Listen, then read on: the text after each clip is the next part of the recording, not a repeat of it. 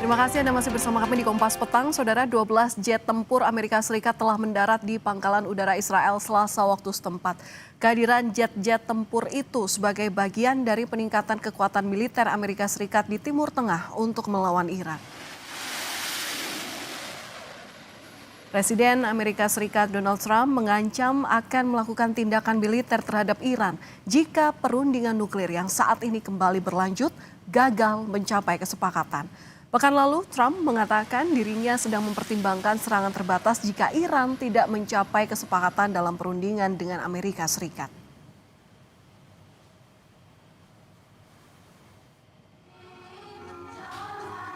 Presiden Donald Trump menuding Iran sedang mengembangkan rudal yang bisa menjangkau wilayah Amerika Serikat. Hal ini disampaikan Trump dalam pidato kenegaraan di hadapan parlemen di Gedung Capitol.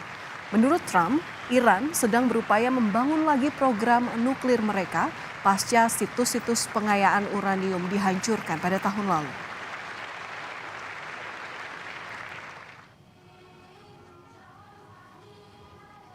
They've already developed missiles that can threaten Europe and our bases overseas, and they're working to build missiles that will soon reach the United States of America.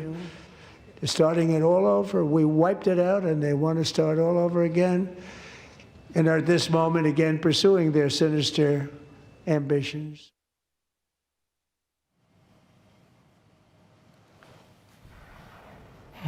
Sementara itu, Korps Garda Revolusi Iran kembali menggelar latihan perang di Teluk Persia. Latihan tersebut melibatkan drone, kapal, kendaraan amfibi, rudal darat ke laut, roket, serta artileri. Komandan Pasukan Darat Garda Revolusi Iran menyebut latihan ini digelar untuk menanggapi ancaman yang ada saat ini, termasuk kehadiran Angkatan Laut Amerika Serikat di Timur Tengah.